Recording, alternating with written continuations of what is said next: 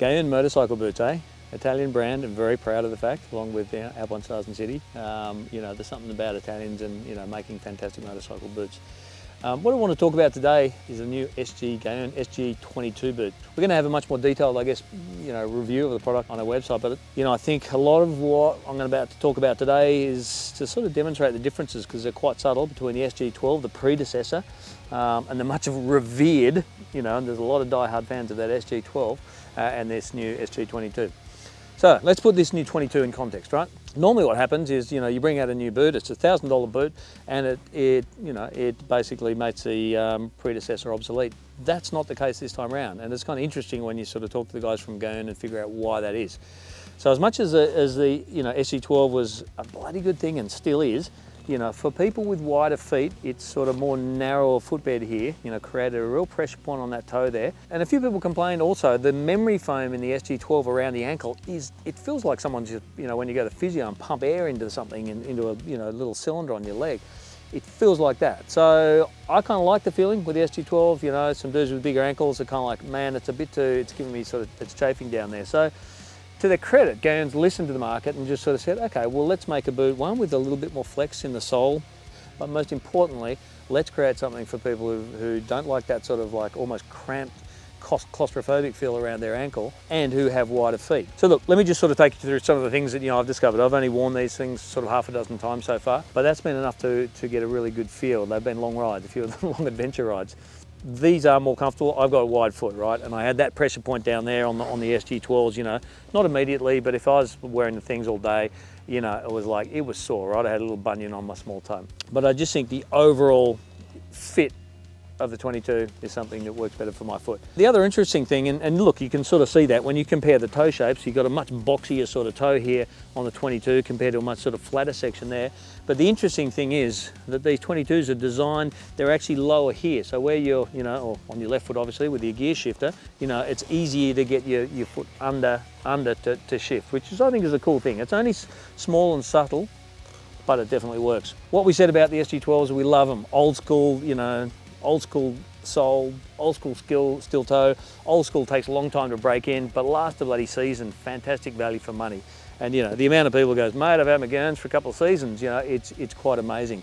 So I think the combination of the new Razorback, the combination of the slightly more flexible sole and the dual axis, it's very similar. I think it just refined the dual axis, you know, ankle pivot system, just make these things a whole lot better. You know, I quite often sort of break a boot in by doing this, the kind of thing you probably don't do very easily with bung knees or, you know, or with a SG12, because they're, I don't want to say like a ski boot, but they're certainly much firmer than that. The other big thing jumped out at me is the buckle functionality. So on the 22, so when you look at them from the outside, they look the same. Okay, well, you notice there's a little bit of alloy, so it's a hybrid plastic alloy buckle mechanism, but when you actually look up close at the way it actually works, it's much, much different. It's hard to explain, but there's a piece of plastic that flexes behind here that actually helps to snap into place better.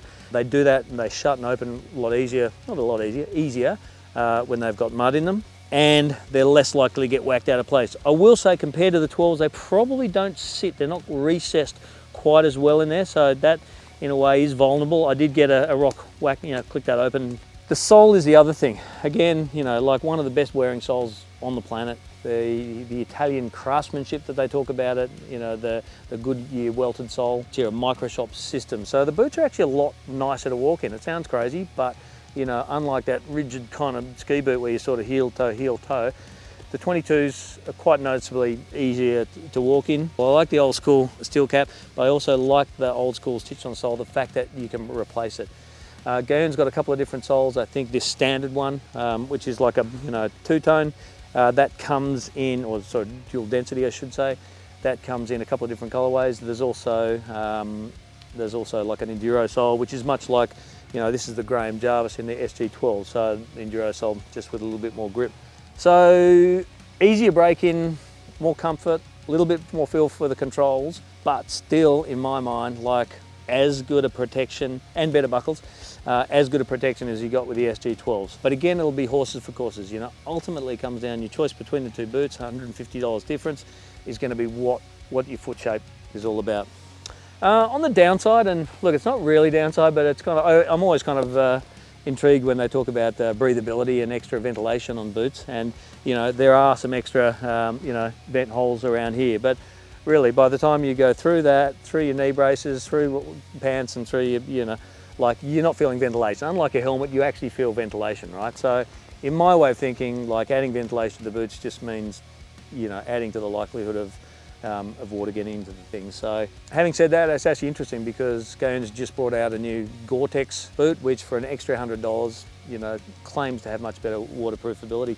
The other thing, and I thought was funny, and I said it was originally, like, what the hell is going on here, right? So you go to undo the buckles, and then when the buckles get halfway undone, there's some little shoulders here, right? So the strap gets stuck there. I'm like, that's annoying, you got to do two hands. And then it wasn't until I actually talked to the guys from Gaerne, it's like, what's that about? And they're like, mate, that's a good little system. And you know, it's so you can walk around in things. So you can undo them, you had a long day in the saddle, you can undo the thing, take a bit of pressure off your leg, you can walk around in them. Otherwise, you know what it's like walking around in your boots, and the things are flapping around like this. So, you know, what I thought originally was a con is actually a pro, because I was doing it literally today, walking around with it in that sort of that half position. So again, like I said, we're going to have a more comprehensive review on the website, just what I've talked about today, I guess in a little bit more detail. It's really interesting that they've now got two top tier boots, making sure they cater to a broader, you know, spread of feet types, shapes and preferences in terms of the sort of, you know, feel around your ankle. You know, and I have no doubt, I think, you know, as I said, I mean, the SG22, I think since about 2016 when they brought it out, or even earlier, has been a much revered boot. I think that particularly if you've got a wider foot, I think the SG22 is going to do exactly the same.